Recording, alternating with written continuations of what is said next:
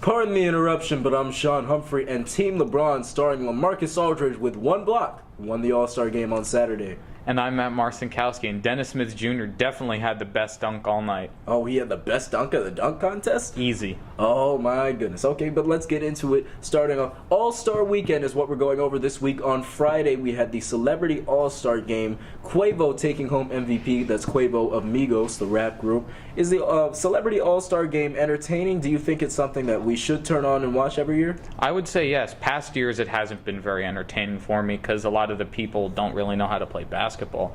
But this year, we had Quavo, who won MVP, he's really good at basketball. Rachel Demita, who is an old Division I women's college basketball player, she was there. She's currently the host of 2K TV. And Justin Bieber has shown that he's got some skills. He's got some skills. He's won NBA Celebrity All-Star Game MVP in the past, but I don't think it's very entertaining. We don't watch for the basketball, of course, and that's why I'll turn it on every year, but I don't think the game itself is entertaining.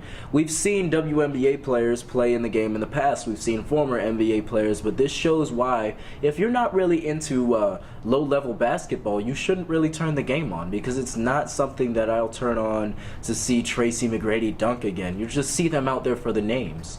And there's really nothing wrong with that, but I disagree. I don't think it's entertaining. I don't think it's something that I'll enjoy watching for the basketball aspect of it. But I'll turn it on for a bit. I'll turn it off. That's just the way it is. Even if they get MJ to play? If they get MJ to play, you know I'm turning that on. Come on now, because MJ's going out there trying to beat everybody. There we go. But we're going to go into more competitive matchups, even though it's not an actual basketball game. All-Star Saturday, the dunk contest, the three-point shootout. Has the dunk contest lived up to the hype the past few years? Well, ever since Zach LaVine decided not to go into the dunk contest anymore, I think it's kind of hit a stop like it did in 2012 and 2013. Zach LaVine's crazy dunks definitely brought a lot of people to want to watch it. But nowadays, I don't know. I wasn't really happy watching it. I was kind of disappointed, to be honest. I was definitely kind of disappointed because we've seen several players with injuries bow out of the dunk contest in the past few years, and we're past the times where we're looking for LeBron to compete every single year, even though he's not going to enter. So we're really just, it's a toss-up of who's going to compete in the dunk contest. Though we're not watching for the names, we're watching for the dunks, but the dunks haven't been exciting enough. We saw in 2016 quite possibly the best dunk contest of all time, where Aaron Gordon and Zach LaVine went head-to-head in the last round, trading dunk after dunk, 50 after 50, absolutely excellent. And the last few years, it's just been kind of meh. Exactly. It hasn't been as good as we've expected, nor as good as it's capable of living up to, but I think maybe we'll get one classic dunk contest and then we'll get a few years of drop-off, because it's very hard to live up to the hype.